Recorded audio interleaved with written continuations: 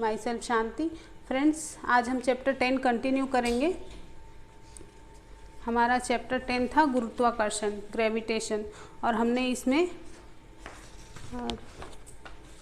10.2 का 1 गुरुत्वीय त्वरण के मान का परिकलन किया था। गुरुत्वीय त्वरण मतलब स्मॉल जी, इसका मान कितना आया था? 9.8 मीटर प्रति सेकंड का वर्ग। चलिए आज हम 10.2 का 2 देखते हैं। पृथ्वी के गुरुत्वीय बल के प्रभाव में वस्तुओं की गति। तो ये समझने के लिए कि क्या सभी वस्तुएं मतलब खोखली, ठोस, बड़ी या छोटी किसी ऊंचाई से समान दर से गिरेगी, तो इसको देखने के लिए मतलब इसको समझने के लिए हम एक एग्जाम्पल लेते हैं। मान लो एक कागज़ की शीट और एक पत्थर है ना, दोनों को किसी इमारत की पहली मंजिल से एक साथ गिराएंगे तो देखेंगे कि धरती पर कौन पहले पहुंचता है। हम देखते हैं कि कागज़ धरती पर पत्थर की अपेक्षा कुछ देर से पहुंचता है ना। ऐसा क्यों होता है? तो ऐसा वायु के प्रतिरोध के कारण होता है, और गिरती हुई गतिशील वस्तुओं पर घर्षण के कारण वायु प्रतिरोध लगाती है, और कागज़ पर लगने वाला वायु का प्रतिरोध पत्थर पर लगने वाले प्रतिरोध से अधिक होता है। और इस प्रयोग को यदि हम कांच के जार में या बंद जार में जहाँ पर वैक्यूम हो, है ना, मतलब निर्वात हो, जहाँ पर हवा ना हो, उसमें करेंगे तो कागज़ और पत्थर एक ही दर से नीचे गिरेंगे। ठीक है, तो हम जानते हैं कि मुक्त पतन में वस्तु त्वरण का अनुभव करती है। और जैसा कि हमने समीकरण 10.9 समीकरण 10.9 क्या था? ये G बराबर G/m/r का वर्ग, ये हमारा 10.9 समीकरण था। तो इसमें हमने देखा कि वस्तु द्वारा अनुभव किया जाने वाला ये त्वरण उसके द्रव्यमान पर निर्भर नहीं करता। इसका अर्थ ये हुआ कि सभी वस्तुएं खोखली या ठोस, बड़ी या छोटी, एक ही दर से नीचे गिरनी चाहिए, है ना। तो एक कहानी के अनुसार इस मतलब ये जो विचार है, इसकी पुष्टि के लिए गैलीलियो ने इटली में पीसा की झुकी हुई मीनार से अलग अलग वस्तुओं को गिराया, क्योंकि पृथ्वी के निकट मतलब जी का मान, है ना, गुरुत्वीय त्वरण का मान स्थिर रहता है ना। तो एक समान त्वरित गति के सभी समीकरण त्वरण एक ही स्थान पर हम अगर जी रखें तो भी मान्य होंगे। तो देखिए ये जो समीकरण है, तो उसके अनुसार v बराबर u प्लस AT, तो ये एक और समीकरण हमको प्राप्त हो गया 10.10। फिर इसको ऐसे भी लिख सकते हैं, तो s बराबर ut प्लस 1/2 AT का वर्ग, तो ये हमको एक और समीकरण मिल गया। फिर v का वर्ग बराबर u का वर्ग धन 2as, तो ये हमारा एक और समीकरण आ गया। ठीक है, तो फ्रेंड्स यहाँ पर u क्या है? u और v जो है प्रारंभिक और अंतिम वेग, और s क्या है? तो s वस्तु द्वारा t समय में चली गई दूरी है।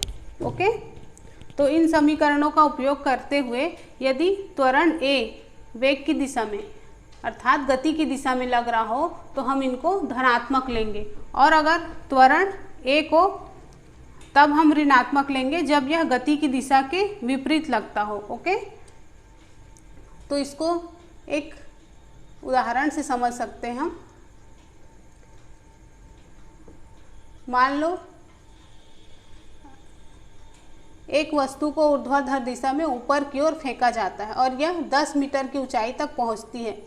तो परिकलन कीजिए, पहला वस्तु कितने वेग से ऊपर फेंकी गई, दूसरा वस्तु द्वारा उच्चतम बिंदु तक पहुंचने में लिया गया समय। तो ये हमको ज्ञात करना है। तो चलिए देखते हैं हल इसका। तो तय की गई दूरी कितनी है, मतलब s बराबर 10 मीटर, अंतिम वेग v बराबर 0 मीटर प्रति सेकेंड, गुरुत्वीय त्वरण मतलब g बराबर 9.8 मीटर प्रति सेकंड का वर्ग। ठीक है, तो वस्तु का त्वरण a क्या होगा? माइनस 9.8 मीटर प्रति सेकंड का वर्ग। ठीक है, तो यहाँ पर हमको पहली स्थिति प्राप्त होती है, v का वर्ग बराबर u का वर्ग धन 2as। ठीक है, फिर यहाँ पर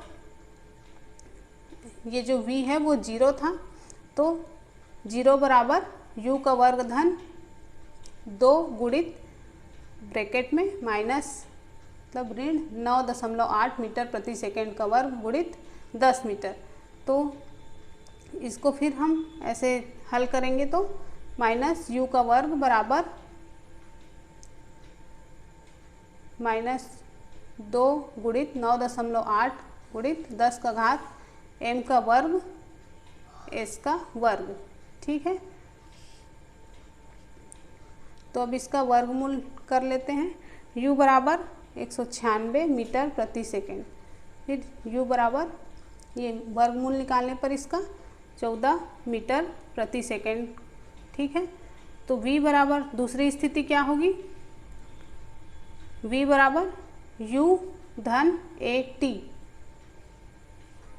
तो v यहाँ पर 0 था, तो 0 बराबर 14 मीटर प्रति सेकंड में से ऋण 9.8 मीटर प्रति सेकंड का वर्ग गुणित t कर देने पर तो हमको यहाँ पर t प्राप्त हो जाएगा, t बराबर 1.43 सेकंड।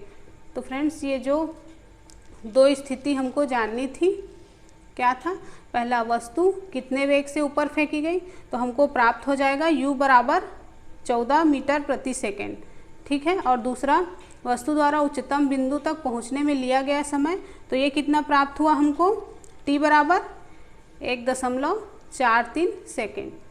ठीक है, तो चलिए आगे देखते हैं।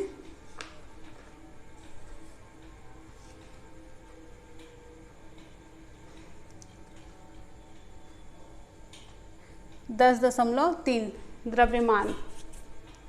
फ्रेंड्स, हमने लास्ट चैप्टर में पढ़ा है कि किसी वस्तु का द्रव्यमान उसके जड़त्व की माप होता है ना। तो हमने ये भी सीखा कि जितना अधिक वस्तु का द्रव्यमान होगा उतना ही अधिक उसका जड़त्व भी होगा। तो किसी वस्तु का द्रव्यमान उतना ही रहता है, चाहे वस्तु पृथ्वी पर हो या चंद्रमा पर हो या फिर जो अंतरिक्ष है वहाँ पर हो।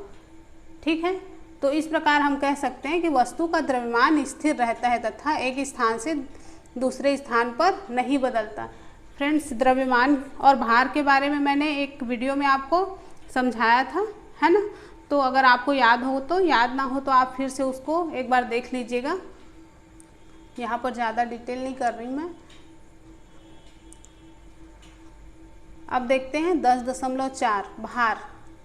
तो फ्रेंड्स, हम जानते हैं कि पृथ्वी प्रत्येक वस्तु को एक निश्चित बल से आकर्षित करती है और ये बल वस्तु के द्रव्यमान मतलब m और पृथ्वी के गुरुत्व बल के कारण, गुरुत्व बल मतलब स्मॉल g, है ना, त्वरण के कारण मतलब त्वरण पर निर्भर करती है ना। किसी वस्तु का भार वह बल है जिससे यह पृथ्वी की ओर आकर्षित होती है।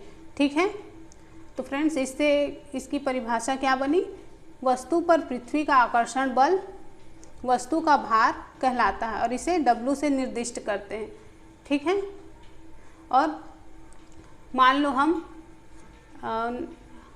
हमको ज्ञात है, पहले हम जो पिछले हमने पढ़ा उससे हमको ज्ञात है कि F बराबर m इंटू a। तो ये हमको एक और समीकरण प्राप्त हो गया, मतलब इसको हम इस तरह से भी लिख सकते हैं, या फिर F बराबर m इंटू जी। तो यहाँ पर एक और समीकरण मिल गया 10.14। तो फ्रेंड्स, यहाँ पर हम समीकरण 10.14 में W को अगर प्रतिस्थापित कर दे तो हमको W बराबर m इंटू जी ये प्राप्त हो जाएगा और ये हमारा एक और समीकरण बन गया। ठीक है, क्योंकि वस्तु का भार एक बल है ना, जिससे यह पृथ्वी की ओर आकर्षित होता है और भार का ऐसा ही मात्रक वही है जो बल का है, मतलब न्यूटन है। ठीक है, न्यूटन को n से दर्शाते हैं। तो भार एक बल है जो ऊर्ध्वाधर दिशा में नीचे की ओर लगता है, इसलिए इसमें परिमाण और दिशा दोनों होते हैं। ठीक है, भार में परिमाण और दिशा दोनों होते हैं और जिसमें परिमाण और दिशा दोनों हो वो क्या कहलाती है, वो सदिश राशि कहलाती है। ठीक है।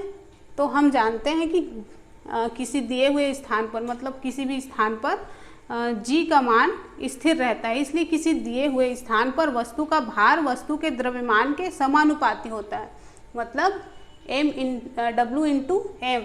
यही कारण है कि किसी दिए हुए स्थान पर हम वस्तु के भार को उसके द्रव्यमान की माप के रूप में उपयोग कर सकते हैं, ठीक है। और किसी वस्तु का द्रव्यमान प्रत्येक स्थान पर, चाहे पृथ्वी हो या किसी अन्य ग्रह पर, उतना ही रहता है, जबकि वस्तु का भार इसके स्थान पर निर्भर करता है। ओके, ठीक है। तो आपको भार और द्रव्यमान समझ में आया। चलिए आगे देखते हैं 10.4 का 1, किसी वस्तु का चंद्रमा पर भार। तो फ्रेंड्स, हमने सीखा है कि पृथ्वी पर किसी वस्तु का भार वह बल है जिससे पृथ्वी उस वस्तु को अपनी ओर आकर्षित करती है, और इसी प्रकार चंद्रमा पर किसी वस्तु का भार वह बल है जिससे चंद्रमा उस वस्तु को आकर्षित करता है, ठीक है। तो चंद्रमा का द्रव्यमान पृथ्वी की अपेक्षा कम है और इस कारण चंद्रमा वस्तुओं पर कम आकर्षण बल लगाता है। मान लीजिए किसी वस्तु का द्रव्यमान m है और चंद्रमा पर इसका भार Wm है। तो मान लीजिए चंद्रमा का द्रव्यमान मतलब m तथा इसकी त्रिज्या Rm है। तो गुरुत्वाकर्षण का सार्वत्रिक नियम लगाने पर चंद्रमा पर वस्तु का भार कितना होगा, तो उसको हम सूत्र से कैसे लिख सकते हैं, Wm g m small m upon R2 का वर्ग Rm का वर्ग, ठीक है। तो ये हमको एक और समीकरण प्राप्त हो गया। तो फ्रेंड्स, मान लीजिए उसी वस्तु का पृथ्वी पर भार Wi है और पृथ्वी का द्रव्यमान m है, तो इसकी त्रिज्या क्या होगी, R होगी। तो इसके अनुसार हम एक सारणी देख लेते हैं, छोटी सी सारणी है, उसमें हम देखते हैं। मान लो कोई खगोलीय पिंड जैसे पृथ्वी और चंद्रमा को लिया है हमने, तो द्रव्यमान क्या होगा और त्रिज्या क्या होगी। तो पृथ्वी का द्रव्यमान 5.98 10 का घात 24 और उसकी त्रिज्या 6.37 10 का घात 6, और चंद्रमा का द्रव्यमान 7.36 10 का घात 22, त्रिज्या 1.74 10 का घात 6। तो फ्रेंड्स, अब समीकरण 9 10.9 और 10.15 से हमें क्या प्राप्त होता है, तो हमको ये सूत्र प्राप्त होता है जो हमारा अगला समीकरण होगा। तो Wi g m upon R2, ठीक है। ये हमारा अगला समीकरण मिल गया हमको। तो समीकरण 10.16 और 10.17 से, 16 और 17 जो हमने पिछले किया में सारणी 10.1 के उपयुक्त मान रखने पर, ये जो सारणी में हमको द्रव्यमान और त्रिज्या दी गई है उसका मान अगर हम इस सूत्र में रखें तो क्या प्राप्त होगा, तो Wm g 7.36 10 का घात 22 किलोग्राम मीटर बटे 1.74 10 का घात मीटर का वर्ग, ठीक है। तो अब इसको हल करते जाएंगे तो Wm 2.431 10 का घात 10 g इंटू तब गुणित m। तो ये हमारा अगला समीकरण मिल गया 10.18 का a, और इसी तरह से Wi 1.474 10 का घात 11 g गुणित m। तो ये हमारा अगला समीकरण 10.18 का b मिल गया, ठीक है। अब हम देखते हैं तो Wm बटे Wi, तो इसको भी कर देंगे 2.431 10 का घात 10 बटे 1.474 10 का घात 11, या फिर Wm बटे Wi बराबर, अब इसको हल करेंगे तो 0.165 बराबर 1/6 प्राप्त होगा हमको। तो ये हमारा अगला समीकरण 10.19 मिल गया। तो यही क्या है, तो वस्तु का चंद्रमा पर भार बटे वस्तु का पृथ्वी पर भार बराबर 1/6। आपको पता है, मान लो पृथ्वी पर किसी वस्तु का भार जितना भी है तो चंद्रमा में वह पृथ्वी के भार का 1/6 होगा, ठीक है। तो वस्तु का चंद्रमा पर भार कितना होगा, ये हमको प्राप्त हो गया 1/6 गुणित इसका पृथ्वी पर भार, मतलब जिस वस्तु का हम पृथ्वी पर भार निकालेंगे उसका चंद्रमा पर भार 1/6 होगा। तो चलिए इसको एक एग्जाम्पल से समझते हैं।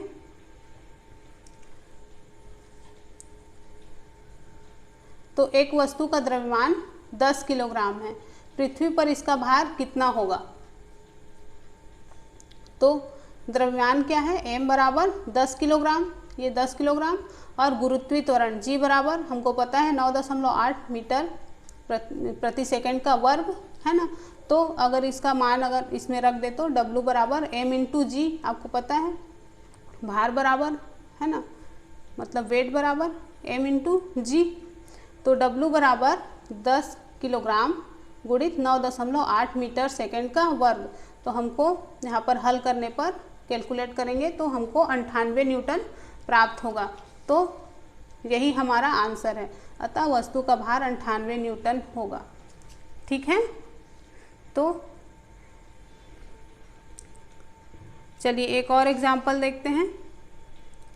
एक वस्तु का भार पृथ्वी की सतह पर मापने पर 10 न्यूटन आता है, अगर इसका भार चंद्रमा की सतह पर मापने पर कितना होगा? तो फ्रेंड्स हमें ज्ञात है कि चंद्रमा पर वस्तु का भार 1/6 गुणित पृथ्वी पर इसका भार जितना होगा उसके 1/6 होता है। तो यहाँ पर Wm बराबर WE/6, मतलब WE/6 बराबर 10/6 न्यूटन। तो यहाँ पर अगर हम इसको हल करेंगे तो 1.67 न्यूटन प्राप्त होगा। ठीक है, तो यहाँ पर हमको आंसर मिल गया, अतः चंद्रमा की सतह पर वस्तु का भार 1.67 न्यूटन होगा। ठीक है, चलिए अब आगे देखते हैं। 10.5 प्रणोद तथा दाब। तो फ्रेंड्स क्या आपने कभी सोचा है कि ऊँट रेगिस्तान में आसानी से क्यों दौड़ पाते हैं, या फिर सेना का टैंक, है ना, जिसका भार बहुत हजारों टन होता है, तो वो सिर्फ एक चैन पर टिका होता है, या फिर किसी ट्रक या बस के टायर अधिक चौड़े क्यों होते हैं, या काटने वाले जो औजार हैं वो धार उनका तेज क्यों होता है। तो फ्रेंड्स इन प्रश्नों के उत्तर जानने के लिए और इनमें जो मैंने जो अभी एग्जाम्पल दिए हैं उसको समझने के लिए दी हुई वस्तु पर विशेष दिशा में लगने वाले नेट बल मतलब नेट बल को ही प्रणोद कहते हैं। ठीक है, और प्रति एकांक क्षेत्रफल लगने वाले बल मतलब दाब। ठीक है, मतलब प्रति एकांक क्षेत्र मतलब किसी निश्चित क्षेत्र पर, ठीक है, लगने वाले बल को ही एकांक क्षेत्रफल बोलते हैं और उसी को दाब कहा जाता है। तो इस धारणा से मतलब इस जो धारणा है इससे परिचित होना बहुत आवश्यक है। ठीक है, तो प्रणोद और दाब का अर्थ समझने के लिए चलिए हम एक एग्जाम्पल देखते हैं। ठीक है, तो एक एग्जाम्पल लेते हैं कि मान लो कोई बुलेटिन बोर्ड है ना, उस पर आप एक चार्ट लगाना चाहते हो। ओके, तो इसके लिए आपको ड्राइंग पर पिनों को अपने अंगूठे से दबाना होगा और इस अवस्था में आप पिन के जो ऊपरी चपटे भाग है उसकी सतह के क्षेत्रफल पर बल लगाओगे। तो ये बल बोर्ड की सतह के लंबवत लगता है। ठीक है ना, आप पिन के ऊपरी सतह पर दबाव लगाओगे, बल डालोगे, तब तो वो सीट पर जो बुलेटिन बोर्ड के सीट है उस पर अंदर धंसेगा। तो ये बल पिन की नोक पर बहुत छोटे से क्षेत्रफल पर लगता है। ठीक है, और मान लो एक और एग्जांपल लेते हैं। आप किसी ढीले रेत पर, है ना, होते हो तो आपके पैर रेत में गहरे धंस जाते हैं और जब रेत पर अगर लेट जाओगे तो आप देखोगे कि आपका शरीर रेत में पहले जितना नहीं धंसता और दोनों अवस्थाओं में रेत पर लगने वाला बल आपके शरीर का भार जो है वो बराबर होगा, है ना। आपका शरीर का भार तो बराबर ही है, चाहे आप उस पर खड़े हो रहे हो तो भी और लेट रहे हो तो भी। तो आप पढ़ चुके हो कि भार जो है ऊर्ध्वाधर दिशा, है ना, ऊर्ध्वाधर मतलब खड़ी, है ना, तो दिशा में नीचे की ओर लगने वाला बल है और यहाँ पर बल रेत की सतह के लंबवत लग रहा है। ठीक है, तो किसी वस्तु के सतह के लंबवत लगने वाले बल को प्रणोद कहते हैं। ओके, यहाँ पर लिखा है कि किसी वस्तु के सतह के लंबवत लगने वाले बल को ही प्रणोद कहते हैं। ओके, और जब आप किसी शिथिल रेत पर, है ना, रेत पर खड़े होते हो तो बल आपके शरीर का जो पूरा भार है वो आपके पैरों के क्षेत्रफल के बराबर क्षेत्रफल पर लग रहा होता है, और जब आप लेट जाते हैं तो वही बल आपके पूरे शरीर के संपर्क क्षेत्रफल के बराबर क्षेत्रफल पर लगता है, जो कि आपके पैरों के क्षेत्रफल से अधिक है। इस प्रकार समान परिमाण के बलों का अलग अलग क्षेत्रफल पर अलग अलग प्रभाव होता है। ओके, तो दोनों स्थिति में प्रणोद समान है लेकिन उसके प्रभाव अलग अलग हैं, इसलिए प्रणोद का प्रभाव उस क्षेत्र पर निर्भर करता है जिस पर कि वह लगता है। ठीक है, और रेत पर प्रणोद का प्रभाव लेटे हुए की अपेक्षा खड़े होने की स्थिति में अधिक होता है। ओके, और प्रति एकांक क्षेत्रफल पर लगने वाले बल को दाब कहते हैं। ठीक है, प्रति एकांक क्षेत्रफल पर लगने वाले प्रणोद को ही दाब कहते हैं। ठीक है, तो इस प्रकार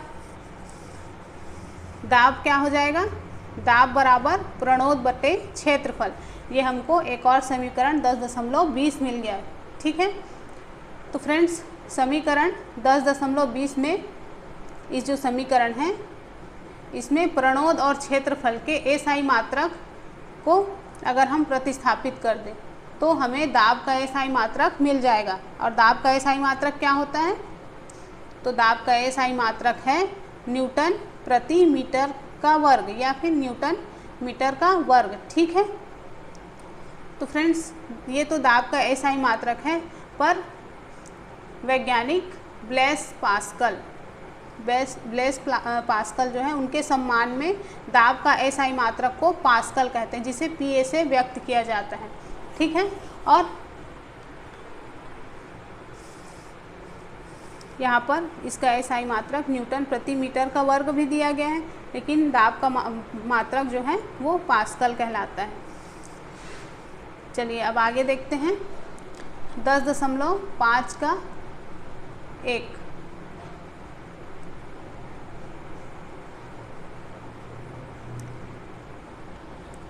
फ्रेंड्स यहाँ पर हम कुछ उदाहरण देख लेते हैं। जिस प्रकार वही बल है ना जो छोटे क्षेत्रफल पर लगाया जाता है तो अधिक दाब और बड़े क्षेत्रफल पर कम दाब लगता है। यही कारण है कि कीलों के जो नुकीले सिरे होते हैं और चाकू की तेज़ धार होती है, ठीक है, तो किस कारण होती है, तो इसी क्या प्रणोद और दाब के कारण। ठीक है, और भवनों की जो नींव होती है वो चौड़ी होती है इसी कारण से। ठीक है, क्योंकि इकाई क्षेत्रफल पर दाब जो है वो लंबवत होता है। चलिए अब आगे देखते हैं 10.5 का 1 तरलों में दाब।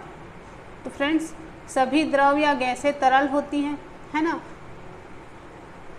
और ठोस अपने भार के कारण किसी सतह पर दाब लगाता है, उसी प्रकार तरलों में भी भार होता है तथा वो जिस भी बर्तन में रखे जाते हैं उसके आधार तथा दीवार पर दाब लगाते हैं।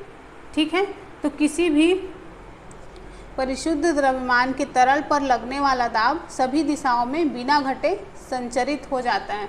मतलब किसी भी बर्तन में आप तरल को रखोगे तो वो अपने बर्तन के चारों ओर एक दाब डालता है ना, और उसका आकार जो है ग्रहण कर लेता है।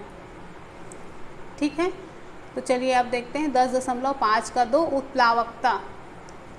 तो फ्रेंड्स क्या आपने कभी किसी तालाब में तैरा है, या आपने देखा होगा कि आप पानी में जैसे ही डूबते हो तो आप हल्का अनुभव करते हो। क्या कभी आपने किसी कुएं से पानी खींचा है और अनुभव किया है कि पानी से बाल्टी, जो भरी हुई बाल्टी है, अगर वो जब तक पानी में रहती है तब तक हल्की होती है और कुएं के पानी से जैसे ही बाहर आती है वो अधिक भारी लगने लगती है।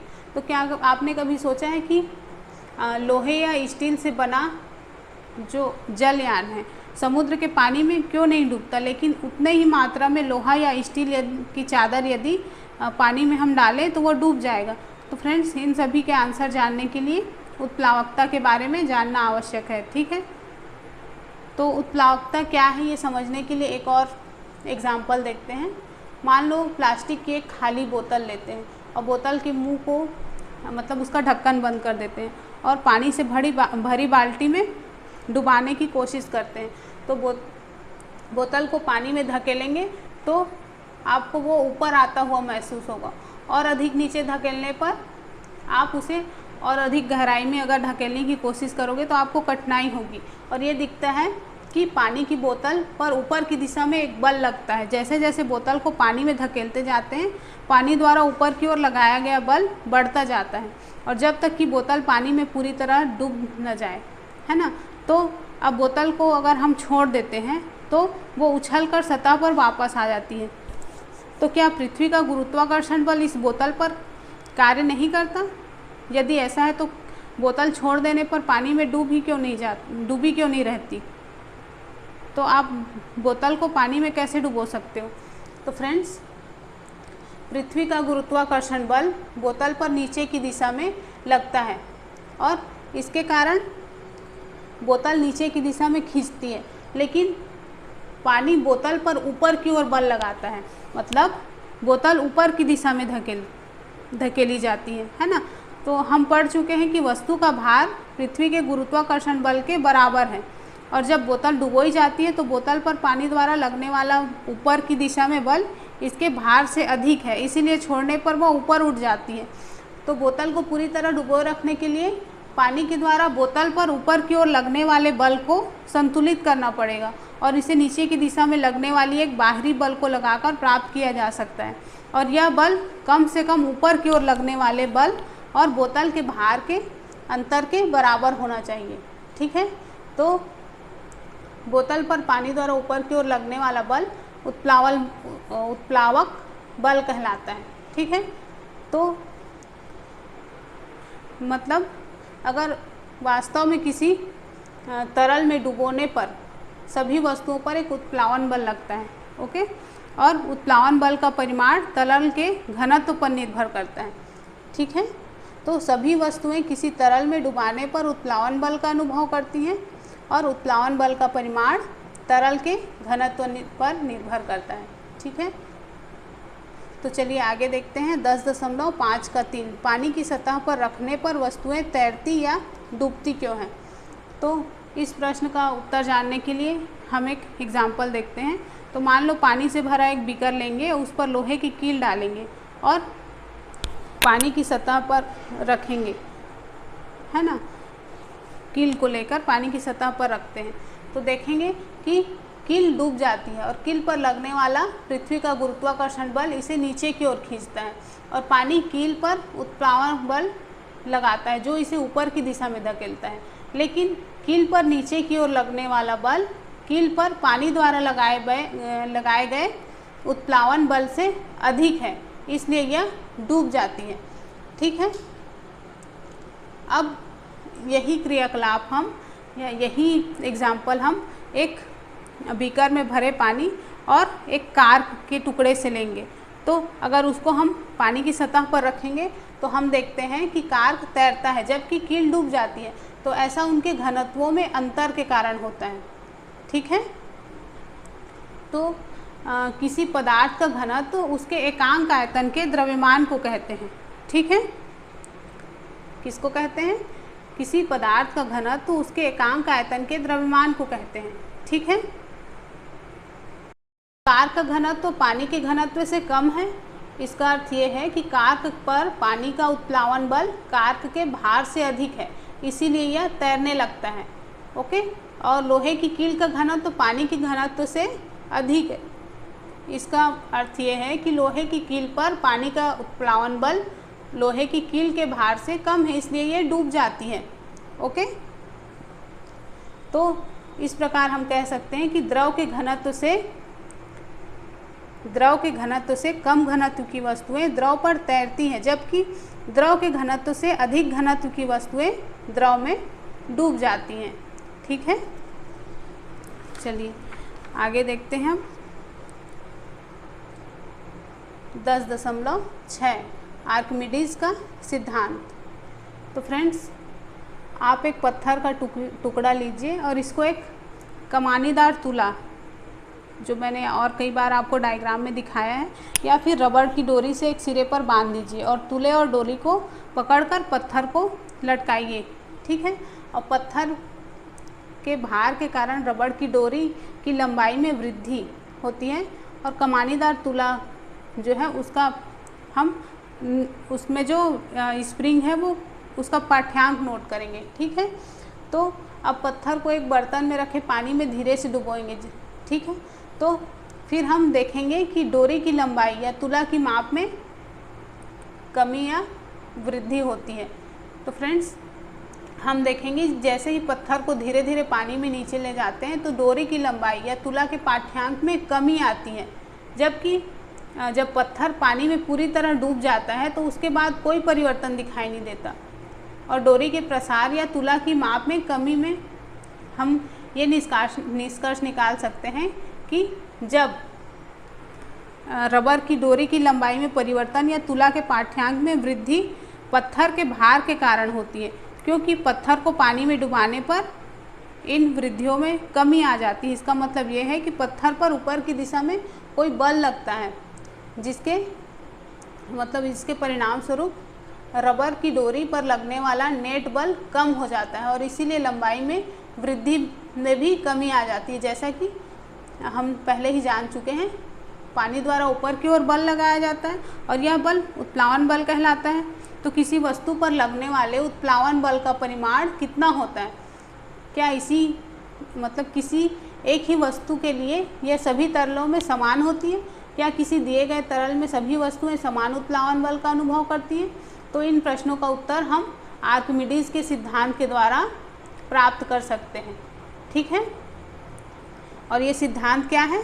तो ये सिद्धांत है, जब किसी वस्तु को किसी तरल में पूर्ण या आंशिक रूप से डुबोया जाता है तो वह उस पर ऊपर की दिशा में एक बल अनुभव करती है जो वस्तु द्वारा हटाए गए तरल के भार के बराबर होता है। ठीक है, तो क्या आप अब स्पष्ट कर सकते हैं कि पत्थर में पानी पूरी तरह डूबने के बाद डोरी में प्रसार और कमी क्यों नहीं हुई थी? तो फ्रेंड्स, आर्किमिडीज के सिद्धांत के बहुत से अनुप्रयोग हैं, जैसे कि ये जलयान पनडुब्बियों के डिज़ाइन बनाने में काम आता है, दूधमापी जो दूध में किसी नमूने की शुद्धता की जांच करने के लिए प्रयुक्त होते हैं, और हाइड्रोमीटर जो द्रवों के घनत्व को मापने के लिए प्रयुक्त होते हैं, इसी सिद्धांत पर आधारित हैं। ठीक है, चलिए आर्किमिडीज के बारे में थोड़ा सा जानकारी ले लेते हैं। तो आर्किमिडीज एक ग्रीक वैज्ञानिक थे। उन्होंने एक सिद्धांत की खोज की जो उन्हीं के नाम पर विख्यात है। ठीक है, जिसको आर्किमिडीज का सिद्धांत कहते हैं। ये सिद्धांत में उन्होंने ये देखने के बाद खोजा कि जब वो नहा रहे थे तो टब में घुसने पर पानी बाहर बहने लगता है, तो जिससे वो सड़क पर यूरेका यूरेका करके चिल्लाते हुए भागे। इसका अर्थ है मैंने पा लिया। तो फ्रेंड्स, इस जो ज्ञान का उपयोग उन्होंने राजा के मुकुट में उपयोग हुए सोने की शुद्धता को मापने के लिए किया। ओके, और उनके यांत्रिकी और ज्यामिति में किए गए कार्यों ने उन्हें बहुत प्रसिद्ध कर दिया। उन्होंने उत्तोलक, घिरनी और पहिया धुरी के विषय में बहुत सारे ऐसे ज्ञान प्रस्तुत किए जो कि ग्रीक सेना और रोमन सेना के विरुद्ध जो लड़ाई हुई थी उसमें बहुत सहायक सिद्ध हुई थी। ठीक है, तो चलिए अब लास्ट हमारा है 10.7 आपेक्षिक घनत्व। तो फ्रेंड्स, आप जानते हैं कि किसी वस्तु का घनत्व उसके प्रति एकांक आयतन के द्रव्यमान को कहते हैं, है ना। तो घनत्व का मात्रक क्या है? घनत्व का मात्रक है किलोग्राम प्रति घन मीटर। ठीक है, तो फ्रेंड्स, विशिष्ट परिस्थितियों में किसी पदार्थ का घनत्व हमेशा समान रहता है और किसी पदार्थ का घनत्व उसका एक लाक्षणिक गुण होता है और यह अलग अलग पदार्थों के लिए अलग अलग होता है। जैसे कि सोने का घनत्व कितना है? 19,300 किलोमीटर प्रति घन। ठीक है, और उसी तरह प्रति घन मीटर। पानी का घनत्व कितना है? तो 1000 किलोग्राम प्रति घन मीटर। ओके,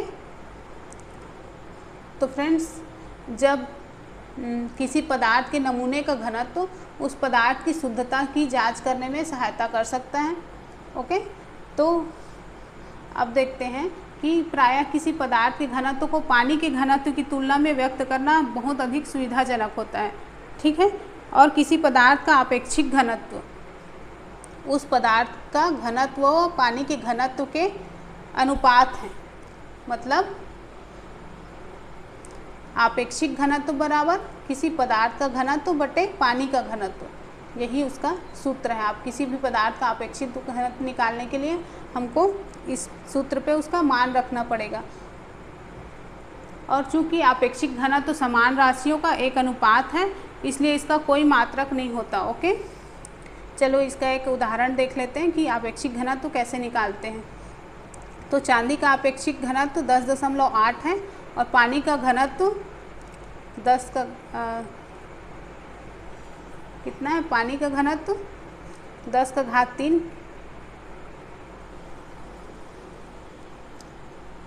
प्रति घन मीटर। और इसका एसआई मात्रक क्या है?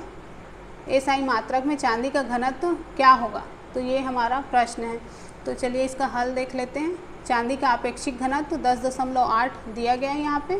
तो आपेक्षिक घनत्व का सूत्र लगा देंगे, चांदी का घनत्व बटे पानी का घनत्व।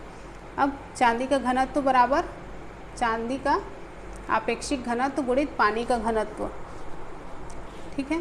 तो इसको अगर हम हल करेंगे तो हमको पानी का आपेक्षिक घनत्व प्राप्त हो जाएगा इतना 10.8 गुणित 10⁻³ किलोग्राम प्रति घन मीटर, ठीक है।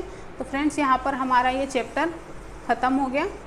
अब हम कल से चैप्टर 11 शुरू करेंगे, ठीक है। फ्रेंड्स अगर वीडियो पसंद आता हो तो लाइक शेयर और कमेंट बिल्कुल किया कीजिए। और फ्रेंड्स हमारा एक नया चैनल है रूलर एकेडमी, तो उस पर आप डेली करंट अफेयर्स के लिए उसको सब्सक्राइब कीजिए और डेली उस पर करंट अफेयर्स देखिए, ठीक है फ्रेंड्स। तो मिलते हैं नेक्स्ट वीडियो में। Okay, bye bye.